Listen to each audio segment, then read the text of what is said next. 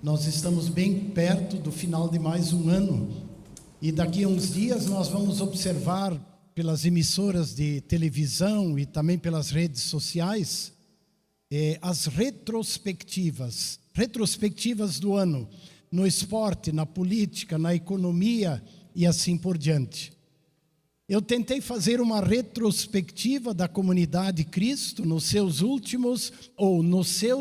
121 anos de existência, mas desisti.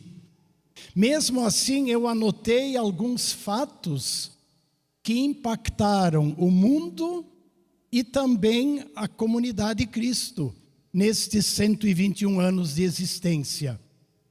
Fundada em 1902, a comunidade Cristo conviveu com a Primeira Guerra Mundial, de 1914 a 1918, guerra que vitimou milhões de pessoas.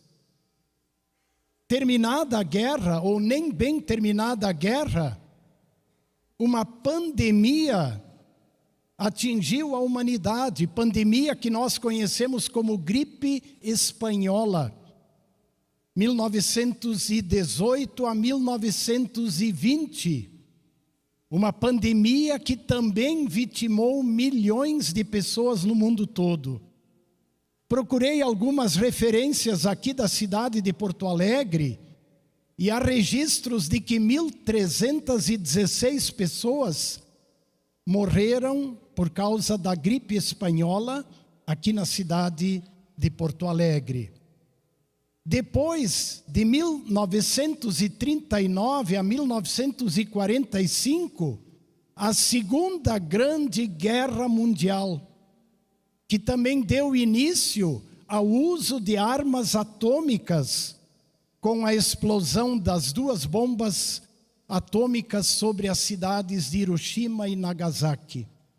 Há registros de que nesta Segunda Guerra perderam a vida entre 70 a 85 milhões de pessoas.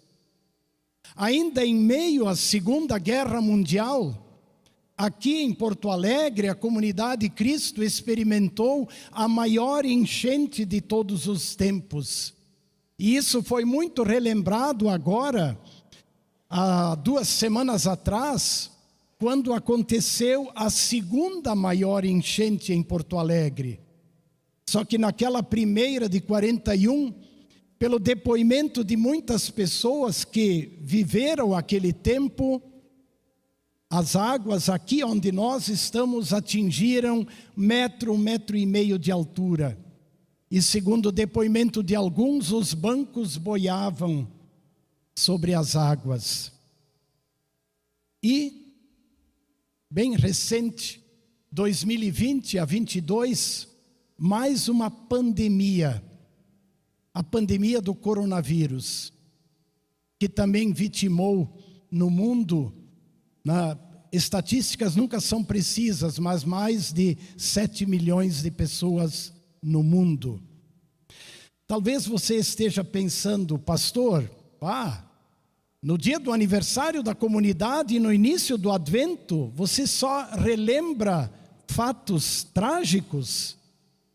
Eu pensei nisso, mas mesmo assim eu decidi mencionar estes fatos trágicos. Por quê? Exatamente porque o evangelho de hoje, evangelho de Marcos capítulo 13, ele chama a nossa atenção para o fim trágico deste mundo. E nós não podemos ignorar isso. Faz parte daquilo que o Senhor disse. Vamos entender. Nós lemos a parte final do capítulo 13 de Marcos. Mas o capítulo começa com uma visita do Senhor Jesus e os discípulos ao templo em Jerusalém.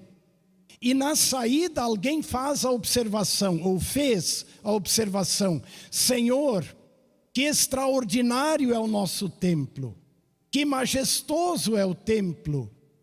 E o Senhor Jesus surpreende a todos dizendo: pois aqui não vai ficar pedra sobre pedra. E eu acho que o silêncio tomou conta de todos. E eles foram para o Monte das Oliveiras. E lá, assentado de frente ao templo, assim Marcos descreve, do alto do Monte das Oliveiras era possível ver o templo. E Jesus está assentado olhando de frente para o templo, quando 4 discípulos se aproximam, Pedro, André, Tiago e João, e perguntam: Senhor, que história é essa? De não vai ficar pedra sobre pedra.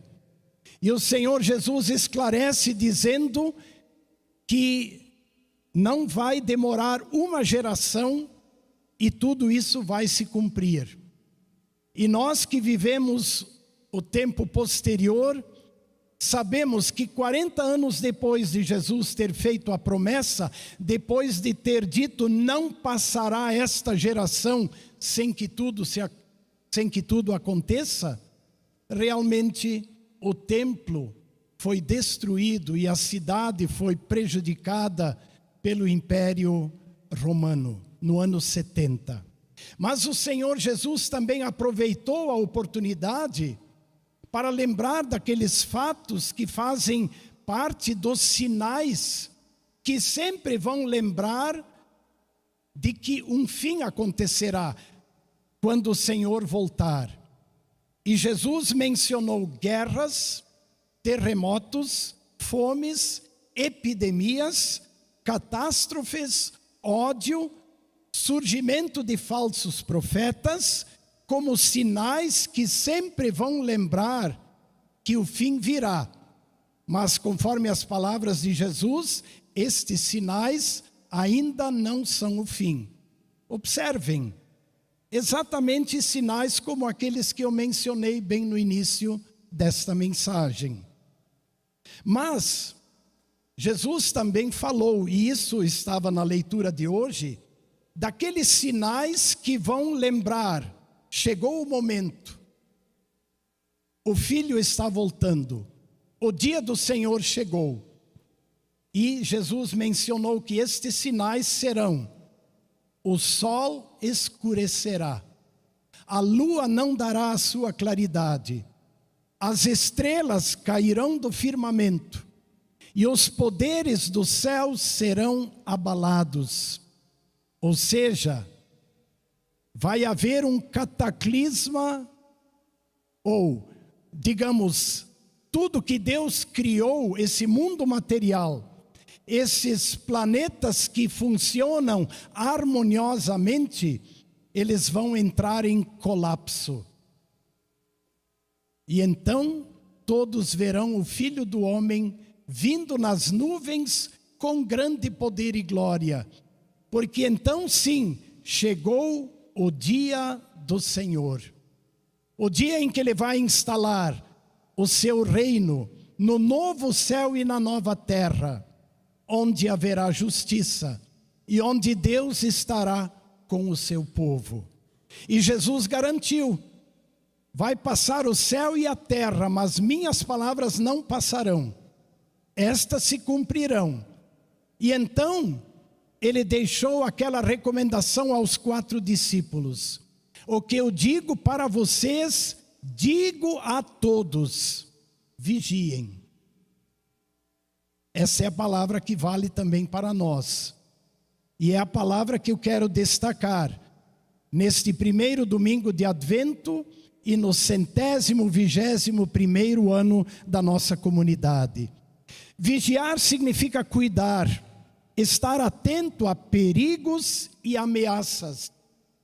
Nós instalamos câmeras de vigilância em nossas casas e também aqui na igreja, para nos protegermos de ameaças que vêm de fora. Porém, o Senhor Jesus nos alerta para estarmos atentos e vigiarmos, para nos protegermos das ameaças para a fé e para a nossa alma. É interessante que o Senhor Jesus, quando Ele diz vigiem, normalmente Ele se refere à sua volta. Ele disse várias vezes: vocês não sabem quando o Senhor vai voltar. Vocês não sabem o dia e a hora. Então vigiem. Jesus enfatiza isto. Um outro momento em que o Senhor Jesus usou a palavra vigiem, lembram? É quando ele estava lá no jardim do Getsêmani, naquela noite antes de ele ser preso e crucificado. Levou consigo 3 discípulos e disse: vigiem, eu vou ali orar. 1 hora depois, ele volta e se dirige a Pedro e diz: Pedro, você está dormindo? Não conseguiu vigiar nem 1 hora? E então insistiu: vigiem e orem para que não caiam em tentação. O espírito está pronto, mas a carne é fraca. Com isto Jesus diz: vocês são pecadores. Vocês são suscetíveis a quedas, a fraquejar, a cair. Por isso mesmo, a vigilância é necessária, a vigilância constante. Também os apóstolos, especialmente Paulo e Pedro, alertam para a vigilância. Paulo escreve aos Colossenses: fiquem atentos, continuem a orar, vigiando em oração. Ele liga a oração ao vigiar. Também na carta aos Coríntios ele diz: vigiem, permaneçam firmes na fé, porque a vigilância tem a ver com a fé, firmeza de fé. Já o apóstolo Pedro usou aquela palavra tão conhecida quando escreveu: sejam sóbrios e vigilantes. O diabo, vosso adversário, anda ao derredor, como leão que ruge procurando alguém para devorar. Resisti-lhe firmes na fé. Observem que as exortações dos apóstolos são mais no sentido de nós vigiarmos para não perdermos a fé. Jesus chama a atenção: vocês não sabem o dia e a hora, estejam preparados sempre. Mas os apóstolos enfatizam isso: cuidado, vocês podem perder a fé, vocês podem fraquejar na fé. Existem muitas adversidades, então vigiem em oração. Eu repito, nós instalamos câmeras de segurança para proteger nossas casas de ameaças que vêm de fora. Da mesma maneira, também há ameaças para a nossa alma, para a nossa fé, que vêm de fora. E uma dessas ameaças Jesus citou, pedindo que nós estejamos atentos, porque vão surgir falsos profetas, que vão realizar sinais e maravilhas para enganar os próprios eleitos de Deus. Não nos admiremos com profetas que realizam sinais e maravilhas. Sabem, hoje em dia eu sinto que uma das ameaças à fé cristã, trazida por muitos profetas, ou profetas entre aspas, é esta ameaça das meias verdades. Porque ninguém vem anunciando o erro. Ele vem anunciando verdades e meias verdades. O que prospera hoje nos meios de comunicação em nome de igreja ou em nome de Cristo e de Deus, são aquelas verdades, meias verdades, de que Jesus vai resolver todos os nossos problemas, basta termos fé. E se nós fizermos votos e propósitos com Cristo, com Deus, nós vamos ter a solução de todos os problemas, vamos prosperar, vamos vencer o diabo e todos os problemas. Meias verdades. Jesus de fato está conosco. E Ele é socorro bem presente nas tribulações. Mas quando se enfatiza demais Jesus, o solucionador dos problemas, esquece-se de apontá-lo como aquele que veio no Natal, assumindo nossa natureza, para também assumir o nosso pecado, a nossa culpa, e desta maneira nos trazer o perdão e a salvação. Por isso eu digo, uma das ameaças que vem de fora está nestas meias verdades.